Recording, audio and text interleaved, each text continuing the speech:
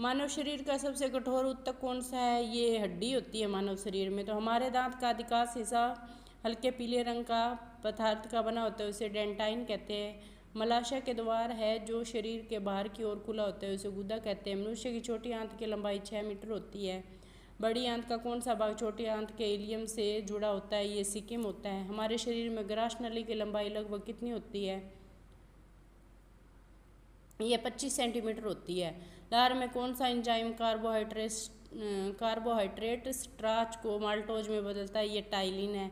छोटी आंत का सबसे लंबा भाग कौन सा है? इसे इलियम कहते हैं। छोटी आंत में उपस्थित विलाट का मुख्य कार्य क्या है? ये है अवशोषण सतह को बढ़ाना।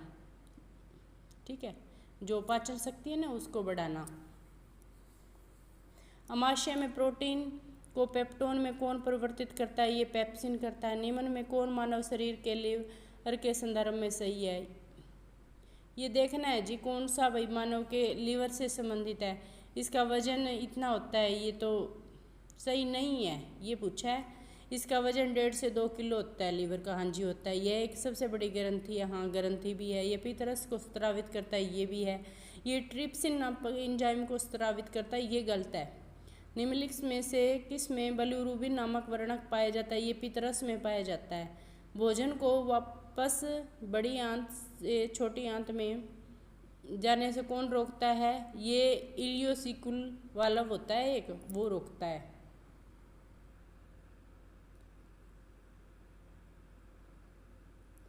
ये आगे क्वेश्चन है। सामान्य अकल के दांत निकलते हैं ये 25 वर्ष के बाद। ये तो एक कहावत ही है एक तरह से। जठर रस के संदर्भ में कौन सा असत्य है? यह अम्लीय प्रकृति का होता है, ये सही है। ये सारी ये तो इसमें से यही आ जाएगा जी। पीएच मान 1.2 से 3 है, क्यों अक्षारीय प्रकृति का ये नहीं होता, ये अम्लीय होता है जठर रस। मनुष्य में अंतिम पाचन कहाँ होता है? ये छोटी आंत में होता है। अगर रवि के पास दूध के दांत है तो इनकी संख्या, दूध के दांत तो 20 होते हैं, बाद में 20 होते हैं। 20 दांत तो दोबारा से निकलते हैं और 12 जो जीवन में एक ही बार निकलते हैं। इस तरह से ये 32 दांत पूरे हो जाते हैं। जठर रस की उपस्थिति निज कारक डेस के अवशोषण में ये B12 की होती है, अवशोषण में सहायक। दूध के दांत में अनुपस्थित होता है अगर वर्णक या परिमोलर नहीं होता है उसमें। पितरस कहाँ से स्रावित होता है? ये यकृत से होता है। एक सामान्य व्यक्ति में प्रतिदिन कितना लार बनता है? लगभग 1.5 लीटर बन जाता है। निम्नलिखित में से कौन सा एंजाइम प्रोटीन पाचक नहीं है? ये लाइपेज है। पाचन प्रक्रिया में अपचित और अनअवशोषित पदार्थों को क्या कहते हैं? उन्हें मल कहते हैं, जो निकल जाता है। निम्न में से कौन सा एक छोटी आंत का अमाइलोलाइटिक एंजाइम है? इसे इरिप्सिन कहते हैं। मनुष्य के उन दांतों की संख्या कितने जो पूरे जीवन काल में एक बार, वो 12 है, मैंने पहले ही बता दिया। डैश में प्रोटीन और वसा का पाचन नहीं होता, ये मुख गुहा में नहीं होता। हमारे दांत का इनामल और डेंटाइन मुख्य रूप से किसका बना होता है? ये कैल्शियम और फास्फोरस का बना होता है। मुख गुहा में लार का पीएच मान ये 6.8 होता है। छोटी आंत में एंजाइम की सक्रियता के लिए आवश्यक होती है, ये होती है अक्षारीय माध्यम। आइलेटर्स ऑफ लैग्रैंज के विभिन्न कोशिकाओं और उससे स्रावित हार्मोन के संदर्भ में सही मिलान को चुनें। ये सारे ही सही है।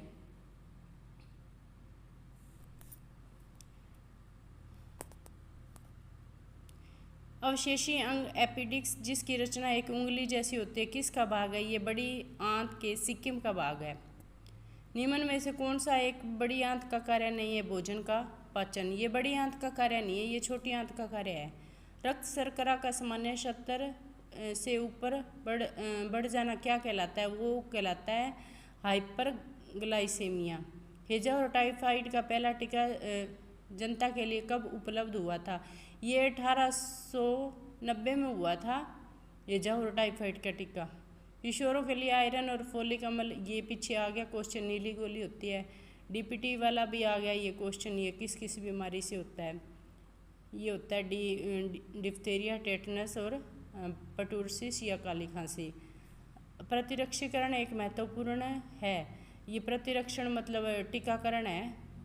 जन स्वास्थ्य हस्तक्षेप, स्वास्थ्य निवेश, असक्ता रोकथाम, ये सारे ही आएंगे इसमें। किशोरावस्था में बालिकाओं हेतु आयरन की आवश्यकता होती है, ये 28 से 30 मिलीग्राम प्रतिदिन होती है। ठीक है जी, ये कुछ क्वेश्चन है जो मैंने करवा दिए हैं। इस तरह से मैं ये डेली करवाऊंगी 20-25 क्वेश्चन डेली। तो अगर आपको ये मैंने जो ये कार्य शुरू किया ये पसंद आ रहा है तो प्लीज़ लाइक शेयर सब्सक्राइब ज़रूर कीजिए। धन्यवाद। देखो जी क्वेश्चन आगे, 2.5 माह की आयु में शिशु को कौन सा, 2.5 माह में डीपीटी सेकंड लगता है और अब इसका नाम थोड़ा सा चेंज हो चुका है, इसको पेंटा सेकंड भी कहते हैं। बच्चों को जन्म के समय कौन सा टीका दिया जाता है, बीसीजी दिया जाता है। बीसीजी का फुल फॉर्म क्या है, ये बेसिलस कैलमेट ग्योरेन है। ठीक है, ये साइंटिस्ट थे कैलमेट और ग्योरेन दो, जिन्होंने इसका निर्माण किया था, इसलिए इन्होंने अपने नाम पे इस टीके का नाम रख दिया और ये टीबी से बचाव के लिए लगाया जाता है। इनमें से कौन सा एक सूक्त टीका है, ये डीपीटी है जी, जिसकी 3 डोज दी जाती है एक साथ, डीपीटी फर्स्ट, सेकंड और थर्ड। स्वास्थ्य संगठन का मुख्यालय कहाँ है, ये जेनेवा में है। मानव शरीर में सबसे कम मात्रा में आवश्यक पोषण तत्व है, ये विटामिन है। गर्भावस्था के दौरान प्रतिदिन कितने ग्राम प्रोटीन लेना चाहिए, ये 80 ग्राम प्रोटीन लेना चाहिए। खसरा का टीका प्रायिक आयु में ये 9 महीने में दिया जाता है और इसके सेकंड डोज 1.5 साल में या 16 से 24 माह के बीच में दी जाती है। इनमें से कौन सा एक आवश्यक अमीनो अम्ल है, ये लाइसिन है। बीसीजी का टीका किस बीमारी से प्रतिरक्षण, ये काफ़ी बार आ गया है, बचाव करता है, ये टीबी से करता है। उस प्रक्रिया को क्या कहते हैं जिनमें बड़े और जटिल कार्बनिक अणु एंजाइम की सहायता से छोटे और सरल अणु में टूटते हैं, उसे पाचन कहते हैं। दांत का वह भाग जो मसूड़ों के ऊपर निकला होता है क्या कहलाता है, उसे क्राउन कहते हैं।